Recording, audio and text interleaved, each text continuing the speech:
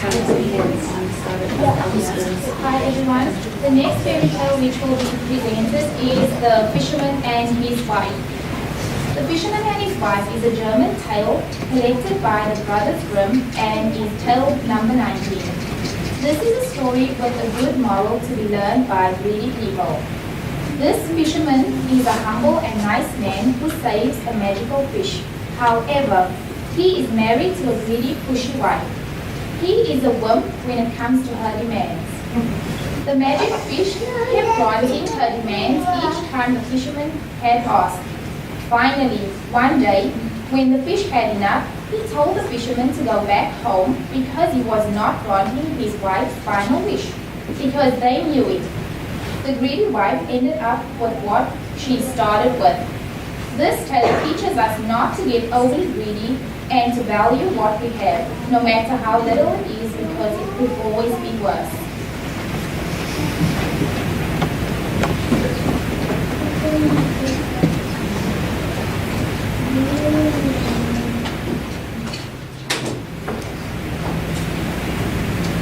Once upon a time, there lived a fisherman and his wife. They lived in a hut by the sea. Their hut was small and they didn't have much money, but they were very happy. Ah, my good wife, smell that air. I am so happy here in our hut by the sea. Me too, my husband. We have a roof over our heads. You always bring us fish to eat. We are very lucky. Yes, we are. One day, like every other day, the fisherman was fishing in his little boat on the sea. Suddenly, he felt something tugging on his line.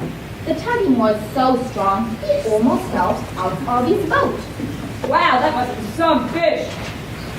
The fisherman pulled at his line, trying to get the fish out of the water. Finally, the fisherman pulled the fish out. Wow, that is some fish indeed. Why, yes, I am. Please let me go. Well, I can't do that because, hey, wait a minute, you're a talking fish. I am not only a talking fish, I am a magic fish. I can give you anything you wish for. That sounds a bit fishy if you ask me. Maybe so, but it's true. What would you like? Let me go, and your wish will come true. Well, let me think. You know, I'm so happy with what I have, I can't think of a thing I can wish for, but I will let you go anyway. The fisherman unhooked the fish from his line.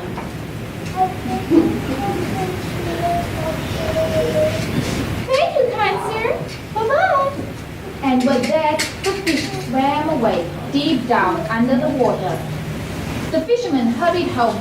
He couldn't wait to tell his wife what had happened.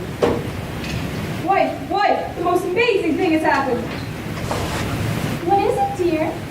Did you catch a lot of fish? Well, no, I didn't catch any.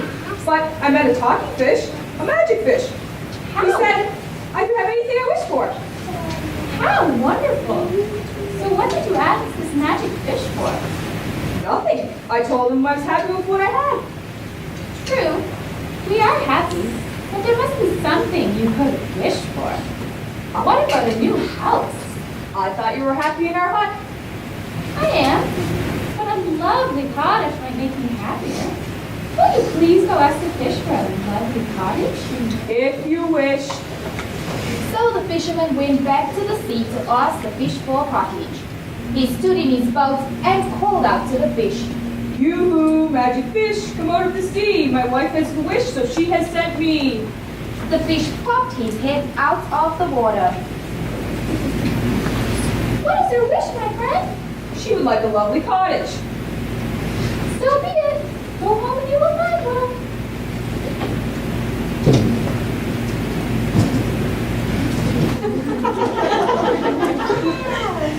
And the fish swam away, deep down under the water.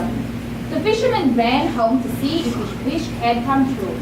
He couldn't believe what he saw. His wife was sitting in front of a beautiful cottage.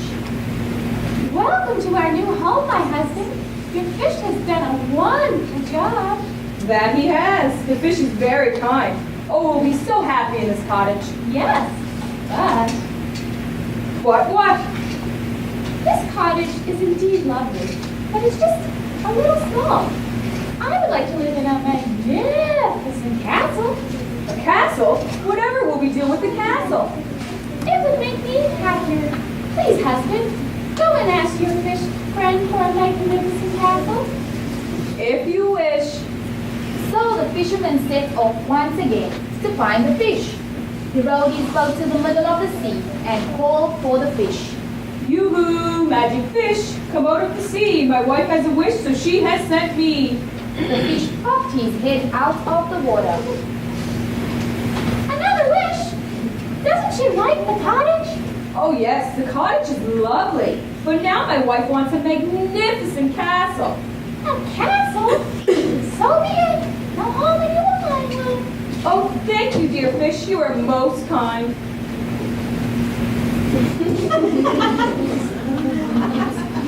And the fish swam away deep down under the water. The fisherman ran home. He wanted to see if his wish had come true. When he got home, his wife was standing in front of an enormous castle. Welcome to our new home, my husband. Isn't this a magnificent castle? Yes, it is. The fish was very, very kind. Yes, he was. But What? what good is living in a castle if you aren't king? But I don't want to be king. Well, if you don't, I do. Go ask your fish friend to make me king. But I've already asked him for too much. I can't ask him for more. Oh, please, husband. Then I will be happy. Well, all right. But this is the last time. So the fisherman went to call upon the fish one more time. Yoo-hoo, magic fish, come out of the sea. My wife has a wish, so she has sent me. The fish popped his head out of the water. What could she possibly want now? Isn't the castle enough? She loves the castle, but now she wants to be king. King? Isn't she happy being a fisherman's wife? Well, I thought she was, but I guess she wants more now. King, huh? Well, so be it. Go on and you will find one. And the fish swam away deep down under the water. The fisherman hurried home. Was his wife really made king? As soon as the fisherman saw his wife, he knew that the answer was yes. She was sitting on a golden throne, wearing a beautiful jeweled crown. My wife, are you really king? I am, and you must call me Your Majesty. Yes, your majesty. Are you happy being king? Well, yes, but, Don't tell me. well, it's fine to rule over all the people, but I want to be even more powerful.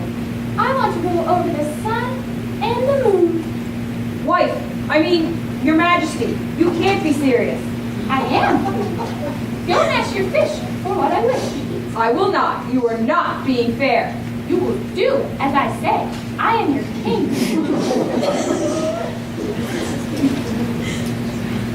Yes, your majesty. So the fisherman wearily called for the fish again. Yoo-hoo, magic fish, come out of the sea. My wife has a wish, so she has sent me. The fish popped his head out of the water. He looked angry. I don't believe it. Now, what does she want? My dear fish friend, I am so sorry to keep bothering you. My wife now wants to rule over the sun and the moon. Enough is enough. Go home now. Your wife is back to her hut. She isn't a king anymore, only a fisherman's wife. That's what happens when you ask for too much. The fisherman hung his head. He was so ashamed. Don't be sad. Remember how happy the two of you once were. Try to be happy again.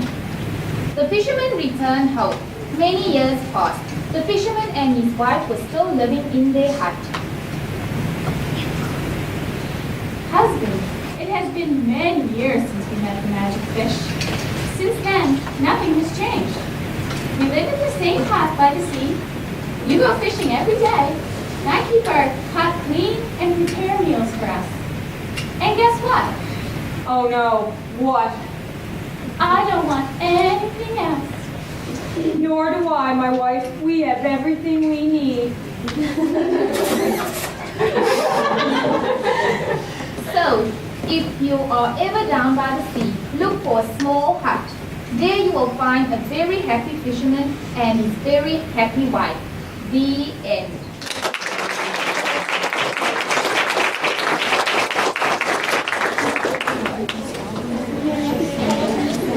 Members of the audience, welcome.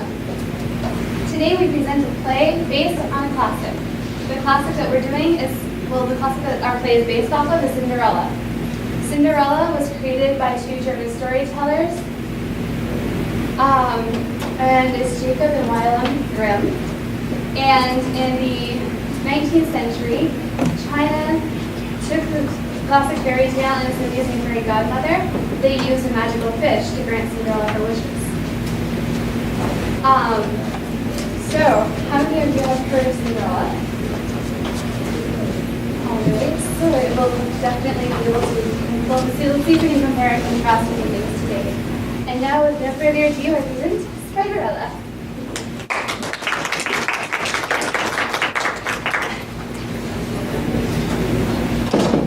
Spiderella lived with her two ladybug stepsisters. The stepsisters were very mean. They were constantly making fun of Spiderella. They always made Spiderella do all the chores while they sat on their butts and became lazy. We're both beautiful ladybugs. We have pretty spots and dainty wings. We have 6 legs. You have 8. So you are considered unpretty and should be locked away. Yeah, you're so weird, Spiderella. You have 2 extra legs. The only thing your extra legs are good for is doing housework and doing our homework all at once. Hop to it, Spiderella. Put those extra legs to work. Sweep out the pantry. Clean up the kitchen. Clean our bedroom. Stat! We are ladybugs. We're too sweet and pretty to do housework. Besides, we might hurt one of our beautiful wings. They're so delicate. Spiderella went about her work sadly. Her 2 mean ladybug stepsisters simply sat around the house chattering and gossiping. They were both very excited. There was going to be a bug ball thrown by the cicada prince on the hill, the most romantic place in all of Bugville. I'm so excited. I want to look beautiful so that the cicada prince will fall in love with me. And only me. I am going to wear a lovely ball gown, and the cicada prince will ask me to marry him. I'd like to go to the bug ball too, if that's all right. That's the craziest thing I've ever heard, Spiderella. You have 8 legs, not 6. How would you even dance? You'd be very clumsy with all those extra legs of yours. The only thing you're good for is cleaning and spinning webs. Go spin us gowns for the ball. Now! We're not getting any younger, you know.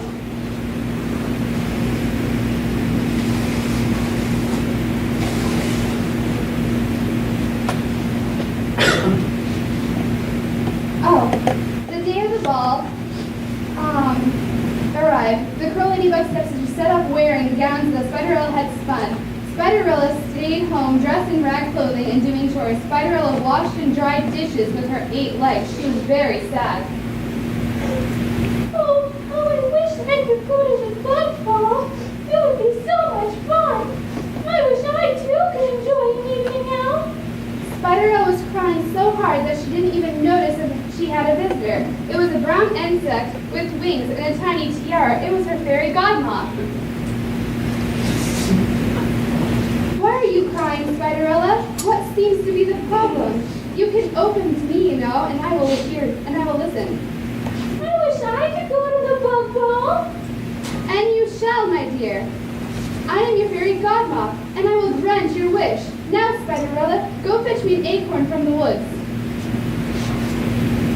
Spiderella picked out a nice round acorn. The fairy godmom flapped her wings, and the acorn turned into an acorn coach.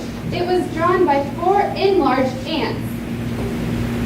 Thank you, fairy godmother. What a wonderful way to travel to the bug ball. But I don't have anything to wear. Don't you worry, my dear. I will give you a beautiful outfit that will make every jaw drop when they see you. The fairy godmother flapped her wings suddenly. Spiderella's rags turned into a beautiful dress. The fairy godmother flapped her wings one more time. Glass slippers appeared before Spiderella. There were 8 of them. Set up in a neat row, Spiderella put on the 8 glass slippers and climbed into the acorn coach drawn by the 4 enlarged ants. Well, I'm off to the bug ball. Have a wonderful time, my dear, and good luck. Remember, you must be back by the stroke of midnight, otherwise your acorn will turn back into an acorn, and your gown will turn back into rags. At the bug ball, Spiderella had a wonderful time.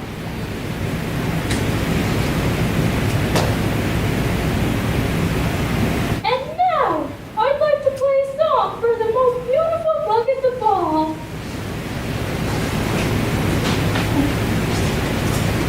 He's walking right toward me! No, sis, you're bugging out. He's walking right towards me!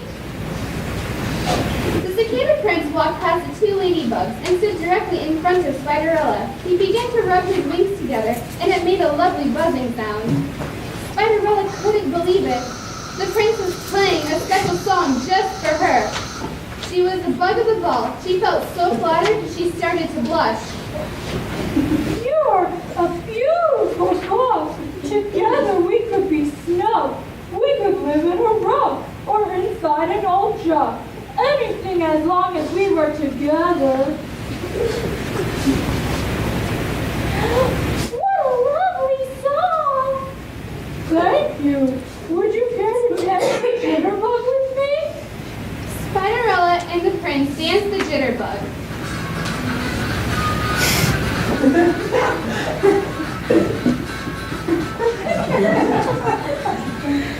But soon, Spiderella realized that it was nearly midnight. She scurried out of the ball, moving so quickly that she lost all 8 of her glass slippers.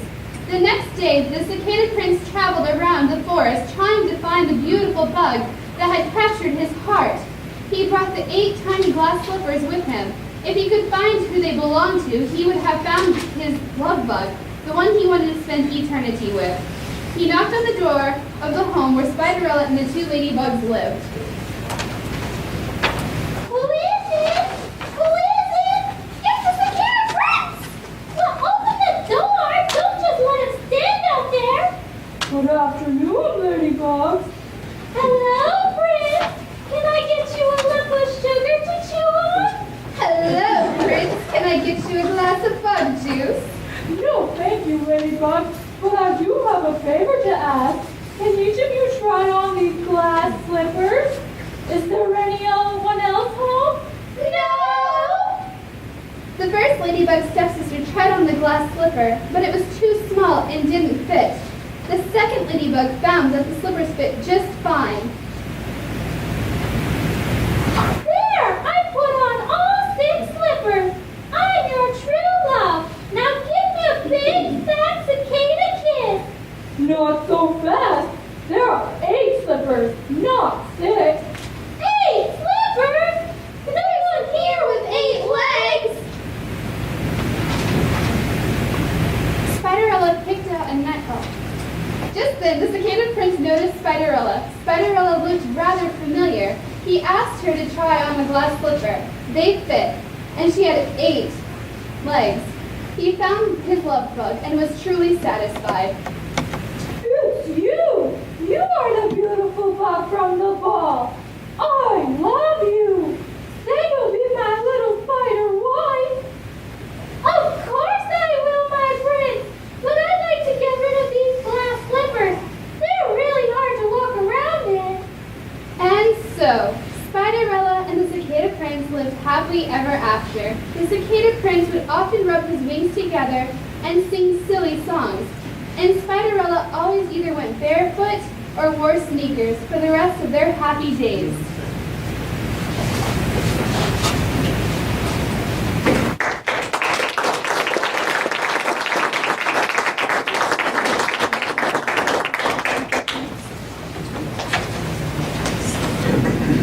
Hello everyone. Today we're going to be putting on a play called The Night The Nightingale is a lovely fairy tale by Hans Christian Andersen about an emperor who falls in love with the beautiful singing of the nightingale. The bird sang so sweetly the emperor wanted to have the nightingale live at his palace and sing to him always. The nightingale agreed, but soon was distraught by his lack of freedom. The bird flew back into the country, leaving the palace behind, and the emperor was upset and ordered that a toy bird be built by the local toy maker. This bird was a nice replacement, but soon stopped working. The emperor became ill and was bedridden. He was delighted when the nightingale returned to sing to him. The emperor got better thanks to the nightingale. Well received upon its publication in 1843, this fairy tale is believed to have been inspired by the author's unreturned love for the opera singer Jenny Lind, the Swedish nightingale. The story has been adapted to opera, ballet, musical play, television drama, and animated film. And today, we are going to relate it to rock and roll, and we decided to do our own little Elvis twist. Enjoy.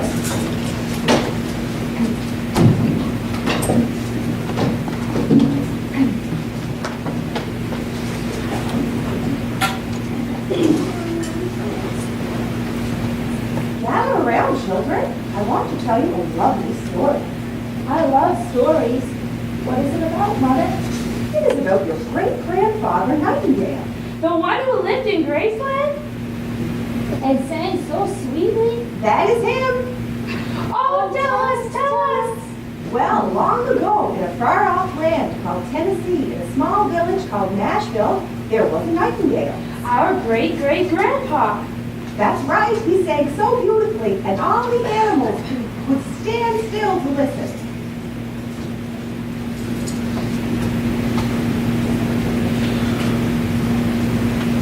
You ain't nothing but a hound dog, crying all the time.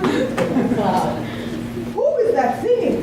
That is the most beautiful singing I've ever heard. Student, come here at once. Yes, mighty Emperor. What can we do for you? Do you hear that lovely singing? You ain't nothing but a hound dog, crying all the time. Oh, yes. Yes, I do. It's just beautiful. Well, I must have it. Please go find whoever is singing and bring him to me. Whoever it is must dine with me this evening.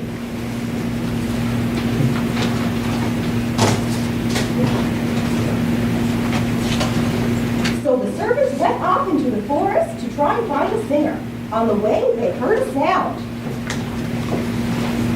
Moo, moo. Oh, there it is. It's a singer. Don't be silly. That's a cow. Moo, moo. Oops, you're right. Let's keep going. So the two walked deeper into the country and heard another sound. Ribbit, ribbit. Listen, what a beautiful song. Let's bring this singer to the emperor. He will love to hear the music. Listen more closely, my friend. That's a frog croaking. How can you possibly find that sound charming? Ribbit, ribbit. You're always right. Let's keep going. And the two walked deeper into the country. Suddenly they stopped in their tracks, where they heard the beautiful singing of the nightingale. Love me tender, love me dear, tell me that I'm yours. There he is. That is that sound. Oh, it's even better up close. That small gray bird with the black poop on his head? Ha, no way. I suspected something a bit more fancy than that. Well, listen closely and you will find that I am right this time. You are right. Why don't you try to talk to him? Mr. Nightingale, sir, our emperor loves your singing. He would like you to join him for dinner this evening. Would you be interested? Well, it would be my pleasure. Thank you very much. So the servants and the nightingale went to the emperor's palace. Was the palace beautiful, Mother? Oh, yes, very. Everything was covered in gold and jewels. The emperor had set up a golden perch for the nightingale to sit on. Many people came to hear his song every day. My dear Nightingale, please sing for us. Love me tender, love me true, tell me that I'm yours. And did the prince enjoy every song? Yes, he liked it so much he smiled the biggest smile anyone has ever seen. Nightingale, your song makes me so happy. I would like to live in the palace. I would like you to live in the palace with me, then I can hear you singing all the time. Well, I would love to. I need a nice place to stay, and I love it here. What a lucky bird. He got to live in the beautiful palace. Well, the Nightingale was not so happy after a while. He was kept in a cage that was guarded by dogs all the time. His life in the palace was unbearable. It makes me happy to see the emperor smile, but I miss being free in the country. The emperor must have a bird. It makes him so happy. It is impossible. It's impossible. You saw how unhappy the other bird was. We only have one option. And what would that be? Another one of your foolish ideas? Not all my ideas are foolish, and what we must do is make him a nightingale. That sure is a wonderful idea you have there, but how could we do that? You know the old toy maker that lives in the house next to the palace? Yeah. Let's ask him to make it. So the two servants wandered up to the small cottage next to the palace. Ho, ho, ho! What can I do for you, young lads? We are coming to ask you if you'd be able to make a small toy bird that sounded like Miss Nightingale. Let's rock, everybody! Let's rock! Everybody in the circle, see, look! We're dancing to the jailhouse rock! Well, by golly, isn't that the most precious sound on the face of this earth? Heaven's angels couldn't have done a better job themselves. Boys, you're asking for me to reproduce perfection. I suppose I will give it a try, since it's for the emperor. Thank you so much. So the servants left the toy maker's house with a weight lifted off their shoulders. Was the toy maker able to make a replica of the bird? Oh, yes, he was. One day the emperor got a present wrapped in a gold box. Inside was a toy bird. The bird was silver and covered with gems. He was the most beautiful bird the emperor had ever seen.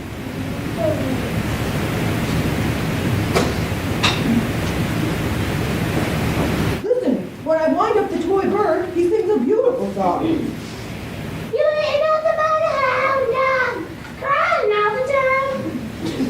Everyone gathered around to hear the bird's song. While they weren't paying attention to him, the Nightingale opened the gate to his cage and flew out the window back to the country. The Nightingale's flown away! That is okay. I now have the new toy bird. He sings just as sweetly and much more beautiful. But Emperor, this bird keeps singing the same song over and over. The Nightingale sang many different songs. No, if I tap his head, he plays a new song. Love me tender, love me true. You ain't nothing but a hound dog!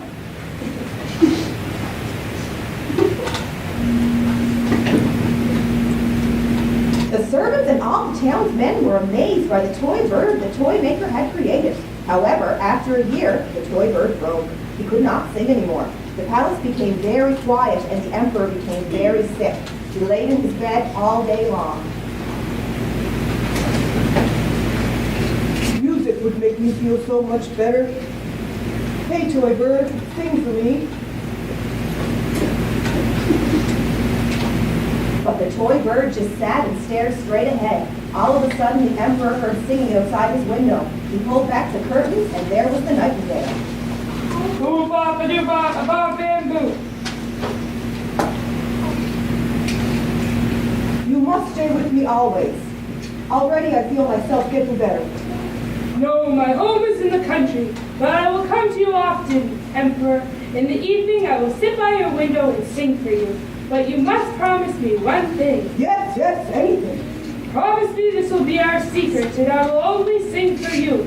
I do need help finding a place to live, though. Of course, I'm going to make your palace my home, and you will live there, and we will call it Graceland. By the way, what is your name? Elvis, thank you very much. So the emperor promised, and the nightingale sang, and the emperor got well, and nobody ever knew that it was the medicine that cured him. Our great-great-grandfather was a really great guy, huh? Well, The end.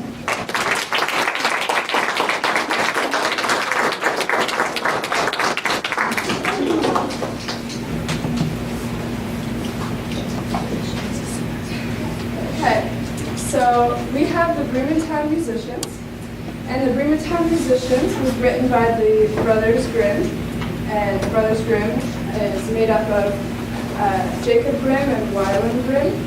The Grimm brothers are among the best known story tellers from European folktale. They've done their own versions of Cinderella, Rapunzel, Hansel and Gretel, and several more.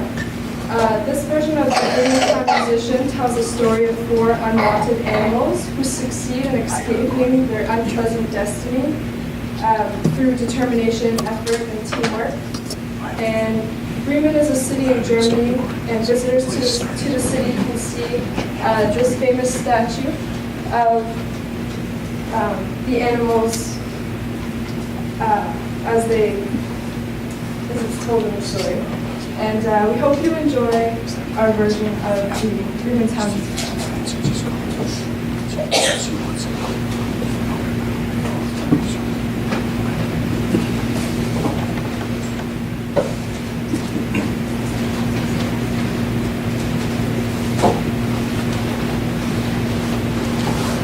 Once there was a strong and faithful donkey.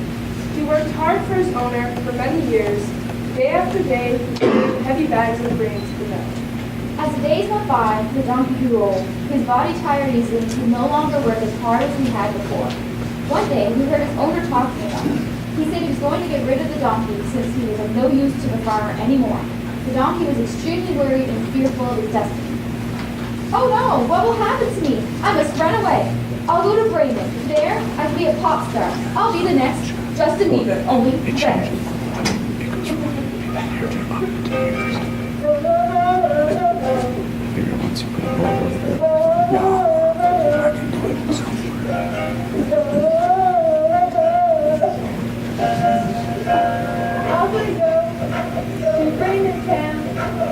It's the place to be.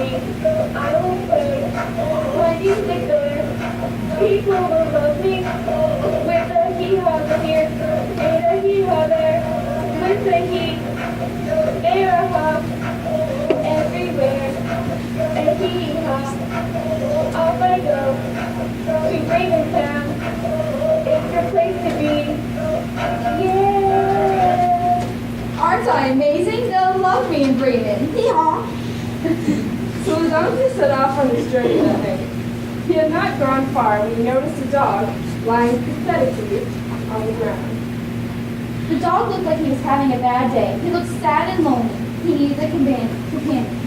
Hey, Jimmy, how's it going? You're looking a little glum. Who, me? Same stuff, different day. I'm old and weak and can no longer hunt. My owner wants to get rid of me.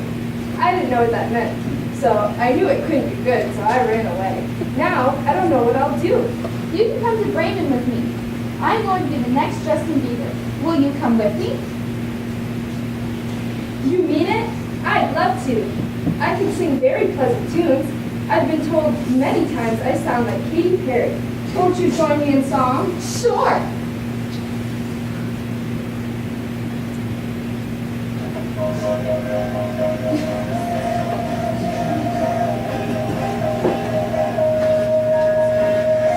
Off we go to Raventown. It's the place to be. We will play our music. We'll be filled with glee. With the heel here and the flower there. Off we go to Raventown. It's the place to be. Yeah. the dog continued their journey to Bremen. Soon, they noticed a cat sitting. The cat had the saddest look on her face the donkey and the dog had ever seen. They stopped to find out what was wrong. Hello there. Are you sad or something? Of course I'm sad. Now that I'm old, my teeth are dull and my whiskers are getting a little wrinkled. And I can't catch any mice anymore. My owner wants to get rid of me. I don't know what to do. Meow. You should come to Bremen with us. We're going to become pop stars. I bet you could be something great too. I don't want to be a pop star. I want to be a rock star like John Bon Jovi. Awesome.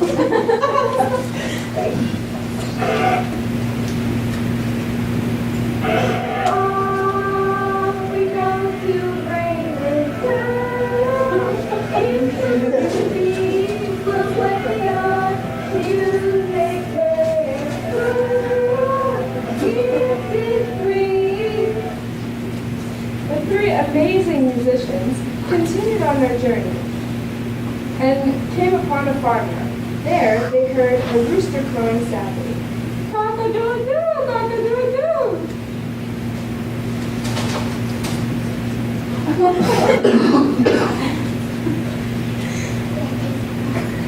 Ma, you sound so sad. What's wrong? Do you have a cold?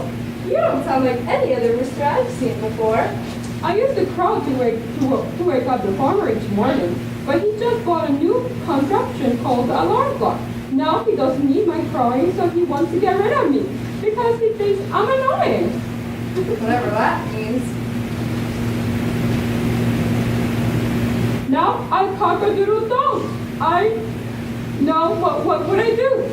Come to Bremen with us. Oh my goodness, we're going to be famous. With your fine crowing, we'll make a wonderful band.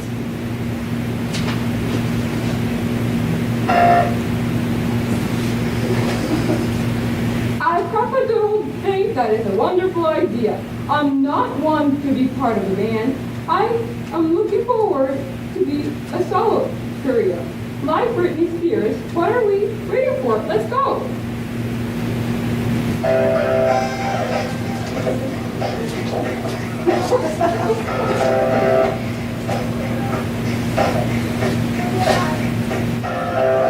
Oh, baby, baby, I need to go to Bremen town. It's a place to be. We'll play our music. We're a sight to see. With the hee-haw here,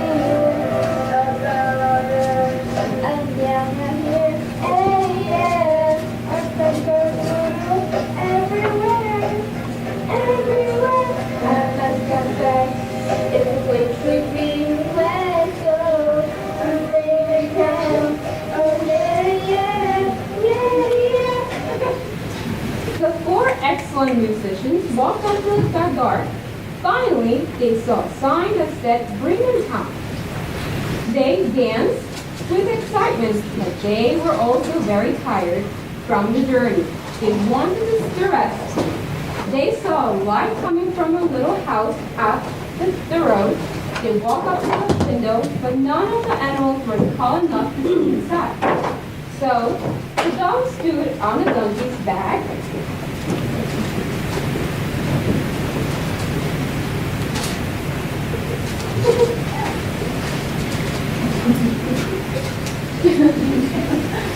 So the dog stood on the donkey's back, the cat stood on the dog's back, and the rooster stood on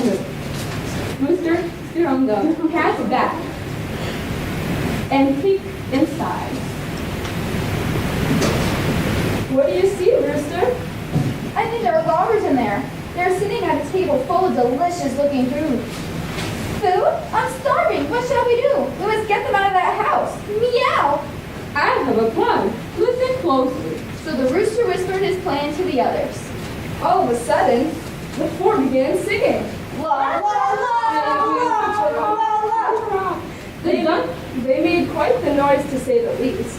When the robbers heard the animals, they ran out of the house screaming. The donkey slept in the soft grass in the yard. The dog slept behind the front door. The cat slept near the warmth of a fireplace, and the roosters slept high on the bookshelf. After a while, the robbers returned to finish eating their feast because they didn't want it to go to waste.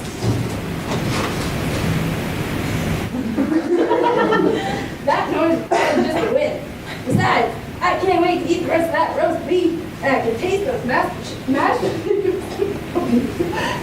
I'll go first, just to make sure it's safe. So the robber went inside. He was cold, so he went to the fireplace to warm himself up.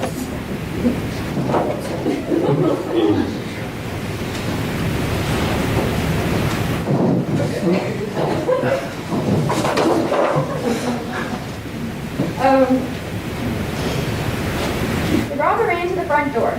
The dog was surprised after being scratched in the face by a cat, and the dog bit his leg in surprise. The robber ran outside. As he was running outside, he tripped and over the donkey, and who had just kicked him.